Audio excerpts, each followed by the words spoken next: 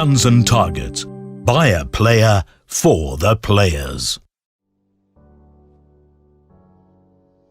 Ok, bon, j'ai du boulot cette fois. Bonjour à tous et bienvenue dans cette nouvelle vidéo unboxing. Ça faisait très longtemps. Oui, je sais que vous avez été impatients pour un nouvel unboxing, j'ai reçu plein de messages, mais oui, là, j'ai beaucoup de matos à vous montrer dans cet unboxing. Dans cet unboxing, il y aura des répliques que Guillaume a prêtées pour des vidéos, et aussi des répliques de la collection personnelle de Vince de Gearbox Custom Airsoft. Je tiens à rappeler que depuis peu, Vincent travaille désormais pour le magasin à Guillaume. Donc on profite que Guillaume m'envoie des colis pour qu'il me prête des répliques à lui pour que ça fasse plus de contenu pour vous. Ok, je vais commencer par tout ce qui est à Guillaume en premier, et on finira par tout ce qui est à Vince. Alors on va commencer par les PA, allons-y. Je dispose d'un AW Custom. Qu'est-ce que c'est ce modèle? Et il s'agit du HX2201. Je sais pas si je l'ai déjà fait, mais je crois pas, sinon on me l'aurait pas envoyé. Ok, c'est ce que je pensais, c'est encore une réplique d'Aikappa. Et voilà la réplique, le HX2201, un Aikappa très long. Pourquoi très long? Parce que je trouve que la glissière est, ma foi, plutôt longue. Bon, voilà, le premier GBB prêté par Guillaume. Très sympa, le stippling comme d'habitude. Je trouve que les PA AW Custom, ils ont quand même un très joli style malgré tout. On va mettre ça de côté. Ensuite, pour le coup, je vous présente encore une fois un Glock. Cette fois-ci le Glock 45 de Guillaume. Donc voilà, le Glock 45, voyons voir à quoi il ressemble. Le Glock 45. Avec beaucoup de fonctionnalités ambidextres, comme l'arrêteur de glissière, comme on le voit. Allez, je vous montre en gros plan. Voilà. Les marquages. Donc ça, c'est les deux seuls PA que Guillaume m'a envoyé. Ouais, il en a pas tellement en ce moment, mais bon, il m'a prêté de la longue, donc ça va aller. Passons aux répliques longues. On a un truc qui nous vient de chez Sima. Alors, comment ça se comporte à l'intérieur? Ouais, ok, bon, c'est clairement un M4, hein, pour le coup. Donc on a un chargeur en polymère, un petit peu genre PTS, hein, vraiment style PTS. On a la batterie, qui est ici, une vieille batterie NiMH, hein, je crois que c'est une 8.4. Un outil pour régler le front sight, un échantillon de billes, un très traditionnel. Et la réplique. Ok, c'est un peu une réplique d'M4, un petit peu custom, on va dire. On y voit un espèce de copie de garde-main Daniel Defense, bon, sans les marquages évidemment, mais ça ressemble vraiment à un garde-main de type MK18 là. Bon, sinon pour le coup, elle est plutôt sympa, elle est full metal cette réplique. Faut voir ce que ça donne en interne. Ok, un M4 pour commencer, donc voyons voir. On va continuer. On a une réplique qui nous vient chez Ares avec la licence Keltec. Donc c'est la Keltec RDB, voyons voir ce que c'est. Je vous avouerai que Keltec c'est pas vraiment un fabricant d'armes que je suis beaucoup. Alors on a deux chargeurs, un petit, et ici on a un mid-cap aussi, la tige de nettoyage de bourrage, la carte qui nous prouve la licence Keltec et EMG, parce que c'est fait aussi avec EMG. Et voilà le Keltec RDB de chez Ares. Une réplique de type bullpup qui m'a l'air franchement très quali, parce que autant je vous avais présenté le KSG12 Tokyo Marui, qui faisait beaucoup plus cheap que ça au niveau de l'externe. Là, je trouve qu'au niveau externe, Ares, il n'y a jamais rien à dire. Alors en plus, on a les vrais marquages gravés. Elle est très sympa, elle fait son poids. Les matériaux ont l'air d'excellente qualité. Je suis pressé de faire la review de cette réplique en tout cas. Ensuite, on a ceci. L'AK White Storm de Tokyo Marui. Alors, elle est sortie il y a pas longtemps sur diverses chaînes françaises. J'ai un abonné qui s'appelle Jérémy qui se reconnaîtra. Il l'a possédé pendant un moment, je crois plus qu'il la possède parce qu'il l'a changé de ce que j'ai vu sur Insta. Alors pour le coup, elle est toute neuve, il y a encore le petit ruban. Voyons voir ce que ça donne. Ok, bon, c'est comme d'habitude très bien présenté avec Tokyo Marui. On a un très joli fond blanc. La réplique ressort bien, oui, donc la réplique est blanche. Petite mise au point, je suis pas spécialement fan de cette réplique, hein, je l'ai bien vue sur d'autres sites. Moi, je suis pas fan du tout, à vrai dire. Je suis, pour les AK, je suis un petit peu du genre old school. Mais bon, ça a le mérite d'être quand même innovateur et bien présenté. D'ailleurs, regardez la boîte. On a différents accessoires de fournis. On a même le support RMR, les petites poignées, les couvre-rails M-Lock et les rails Picatinny. Et ben, elle est plutôt bien fournie cette réplique. Donc là, il y a son chargeur en métal, avec un petit peu de décoration blanche dessus. Faut aimer, hein, clairement. Bon, et voilà un petit peu la réplique en gros plan. Hein. Bon, en tout cas, ça a le mérite d'être innovateur et d'exister, j'ai envie de vous dire. Allez, on va revenir à ça après. Ensuite, on a une réplique de M4, la Falkor Defense AR15 Ambi SBR de chez APS. Oh la... Qu'est-ce que c'est que ça? Vous me connaissez maintenant sur cette chaîne, pour tout ce qui est M4 et AR, je suis pas spécialement fan des trucs qui sont un petit peu custom avec des garde-mains qui font 15 km. Bon là pour le coup on est vraiment à fond dedans, parce que déjà le garde-main il fait 15 km je trouve, et la couleur est plus que voyante on va dire. Et voilà la réplique. Une réplique d'M4 dorée, avec un garde-main plus que customisé on va dire. Les marquages Falkor Defense. Bon faut aimer le style clairement, moi je suis pas spécialement fan. On a une réplique de GG, bon il y en a quand même pas mal dans cet unboxing, et encore on est loin d'avoir fini. Hein. Pour le coup je vais vous présenter la Firehawk de GG, c'est une des répliques que je n'ai pas encore fait sur cette chaîne. Voilà à quoi ça ressemble en gros. Bon alors on a le chargeur comme d'habitude qui ressemble un petit peu à celui qu'on avait eu sur la CM16 SRXL. Vous savez que les empreintes des doigts et les gravages, ils sont plutôt stylés mais ils valent une couille quand même donc ça touche un peu. Et voilà la Firehawk. Bon c'est un genre de petit M4 compact, voilà. Donc il est très sympa. avec des marquages, voilà. Voilà ce que ça donne cross rabattu au minimum. Ça fait vraiment quelque chose de très très compact pour le coup. Très sympa en CQB, j'imagine. On va voir ce que ça donne en termes de perf, parce que j'ai pas encore eu l'occasion de l'essayer. Donc voilà, le Firehawk. Bon, et nous voilà à la dernière réplique longue prêtée par Guillaume, parce qu'après il nous reste encore les répliques de Vince. On a une Sima Platinum. Donc Sima Platinum, la dernière fois que j'en ai testé une, j'étais assez content. C'était la petite MP5 que je vous avais présentée il y a quelques mois déjà. Eh ben encore un M4. Le CM097C. Donc comme d'hab, on a le petit chargeur type PTS comme on a eu tout à l'heure avec l'autre réplique Sima. Et voilà la réplique. En vrai, je trouve que le corps externe est plutôt beau. Il n'y a pas de bavure, il n'y a rien. Bon, il n'y a pas de marquage non plus, mais bon, c'est Sima quoi. Et on a un micro switch là-dedans, parce qu'on n'a pas de queue de détente un petit peu avec un switch mécanique. Ouais, donc je suis pressé de voir ce que ça vaut. Surtout s'ils ont mis leur petit MOSFET comme ils avaient mis dans la MP5. Bon allez, je remets tout sur la table et on y va. Alors, 1, 2...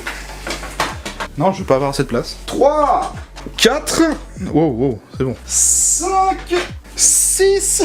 Ça commence à faire beaucoup. 7 et 8. Bon, je vous donne un aperçu un peu global. Bon, voilà le merdier. Il y a 8 répliques sur la table actuellement. Il y en a beaucoup. Il y a même pas assez de place pour tout vous montrer. Bon, je résume. Hein. On a quelques répliques d'M4, une réplique Keltec, un petit AK et 2 PA. Donc tout ça, c'est ce que Guillaume m'a prêté. Il y a encore tout ce qui est à Vince derrière. Vous avez un petit peu le sommaire de ce qui arrive au cours des prochaines semaines pour Gun et Target en tout cas. Bon, ça donne quelque chose comme ça, hein, si je range à peu près, mais ça suffit pas en fait. Ici, on a la Firehawk GG. Ici, on a la Keltec RDB Ares. Au fond, on a une réplique d'M4, c'est la CM097C de chez Sima Platinum. Là, on a la Falcor, je sais plus son nom, c'est tellement compliqué. Ici, on a une réplique d'M4 Sima, le Glock 45 VFC, le HX2201 de chez AW Custom et l'AK White Storm Tokyo Marui. Donc je résume, ça c'est uniquement pour ce que Guillaume m'a prêté. Après il y a encore les répliques de Vince, donc on va y aller tout de suite. J'ai une réplique de chez King Arms juste ici.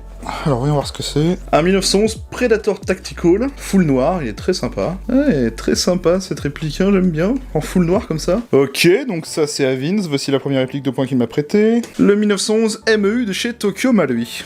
Oui, c'est une des répliques de Vince, il m'en a prêté pas mal des 1911 dans cet unboxing. Waouh, c'est super bien présenté. Alors je sais pas si c'est d'origine, le tissu un petit peu ACU désert là, mais si c'est le cas, c'est vachement beau. Donc cette réplique, elle a pas mal servi, hein. Elle est déjà un petit peu usée, mais c'est ce qui fait le charme des répliques de Vince, je trouve, c'est que elles ont beaucoup du temps d'utilisation, donc ça les rend vraiment plus réalistes, je trouve. Voilà, la 1911 MEU Tokyo Marui. Dans la boîte, on a un chargeur sub, donc Vince en a un de plus dans la réplique, et la boîte d'accessoires, donc comme d'habitude, on verra ça dans la review. Hein. Et bien, il y a pas longtemps, je vous ai fait le R504 de chez Army Armement, et ben grâce à Vince, aujourd'hui, je vais vous faire le R609.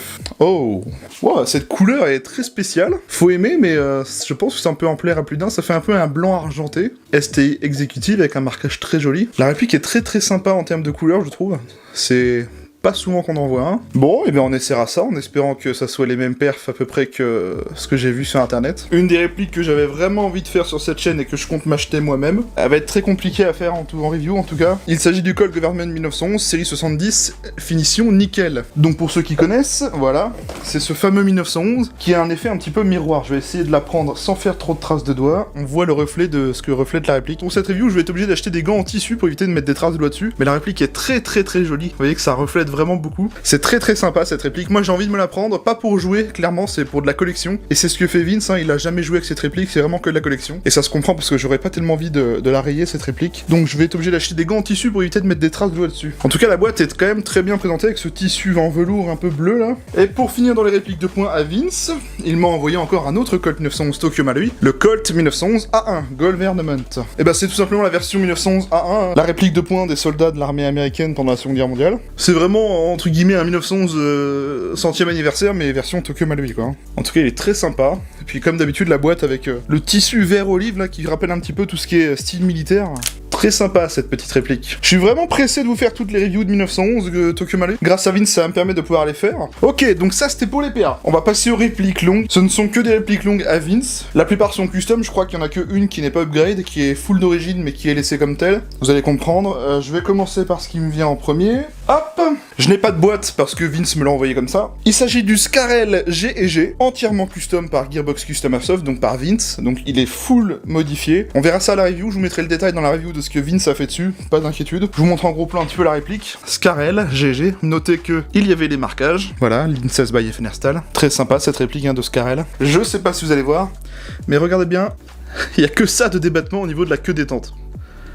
C'est tout faible. J'ai vraiment envie de voir ce que ça vaut. Vince m'a dit que c'était ultra sensible, on verra ça à la review. En tout cas, je suis pressé de la faire, en tout cas, elle est très jolie, cette Scarel en full noir comme ça. J'aime beaucoup. Donc voilà pour une des répliques longues de Vince, on continue. Vous savez sans doute que Vince, c'est celui qui m'a fait ma M249 GP Custom. Je vous la présenterai bientôt, vous inquiétez pas, ça va bientôt arriver, je l'ai récupérée depuis un petit moment, mais je voulais la découvrir un peu. Eh bien, Vince me prête la sienne, une M249 MK2 de chez AEK à la base. Donc il l'a entièrement custom, hein, donc c'est bien une type AEK, avec la Mobox où vous pouvez y insérer les chargeurs d'M4 comme celle-ci. Donc c'est pareil, c'est une réplique entièrement custom par Vince, comme pour le Scar, je vous mettrai le détail dans la vidéo review de celle-ci. Donc ça sert à rien de me demander maintenant, c'est juste pour vous la montrer en gros plan quoi. Et pour finir, une réplique que j'avais très envie de faire un jour sur cette chaîne, mais au vu de la rareté de la réplique, c'était quasiment impossible à avoir. Grâce à Vince, je vais pouvoir le faire. Je vous présente le Chris Vector KWA GBBR. Je vais le faire sur cette chaîne et je suis très content de le faire. Je remercie beaucoup Vince qui me prête sa réplique, c'est vraiment son coup de cœur, hein, son chouchou, il l'a gardé dans la vitrine pour ne jamais jouer avec, parce qu'il veut absolument la garder pour la collection, et elle est magnifique. En tan avec des accessoires noirs comme ça ressort très bien, elle est franchement très jolie. Voilà, avec les marquages Chris,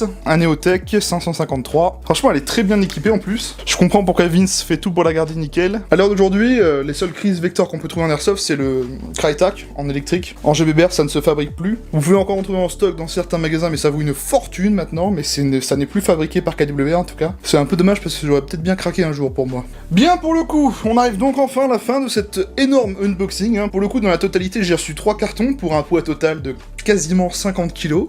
Plus on avance dans le temps et plus c'est énorme. Comme vous l'avez vu à la photo de la miniature, hein, vous en doutez un peu. Bon, tout ce que vous avez vu dans cette vidéo, ça sera entre guillemets le sommaire de ce que vous verrez dans les prochaines semaines. Donc bah voilà, si vous voulez voir ces reviews sortir, n'hésitez pas à vous abonner. Je remercie encore une fois Guns and Target et Vince de Gearbox Custom Airsoft pour m'avoir prêté leur réplique. C'est très sympa à eux et surtout ça me permet d'avoir un contenu pour vous. J'espère que ça vous a plu, n'hésitez pas à mettre un pouce bleu, ça me permet de voir si le contenu vous a plu ou non. Donc faites-le, c'est gratuit, ça me permet de me faire une petite stat. Je remercie Vince de Gearbox Custom Airsoft pour ses répliques. C'est aussi grâce à lui qu'on peut rajouter du contenu à cette chaîne YouTube. C'est très cool. Je vous mets le lien de sa page Facebook en description, bien évidemment. Merci bien évidemment à mon partenaire de toujours, Guns and Target, qui me prête depuis le début de cette chaîne des répliques. Donc c'est toujours grâce à lui que j'en suis arrivé là. Donc voilà, le lien de son site et de sa page Facebook en description aussi. Moi, je vous invite à venir vous abonner à ma chaîne YouTube. Pensez bien à activer les notifications. C'est le meilleur moyen de suivre mes vidéos et les futures qui sortiront sur cette chaîne. Abonnez-vous, c'est totalement gratuit. Je vous invite aussi à me retrouver sur ma page Facebook. C'est sur cette page que j'y poste des choses hors vidéo, donc des annonces de concours. C'est entre guillemets pour me suivre hors vidéo et suivre mon actualité. Donc c'est gratuit. Le lien est en description. Je vous invite aussi à venir me rejoindre sur mon serveur Discord. C'est un serveur qui est totalement gratuit. C'est pour parler d'airsoft avec moi ou d'autres membres. Le lien est en description. Vous avez juste à vous présenter à l'accueil. Voilà. Et bien on arrive donc à la fin de cet unboxing. J'espère qu'il vous aura plu. Ça m'a pris un peu de temps à le faire, mais ça a été très plaisant. Je vous retrouve dès vendredi pour une prochaine review. D'ici là, portez-vous bien, prenez soin de vous, et à vendredi soir pour une prochaine review.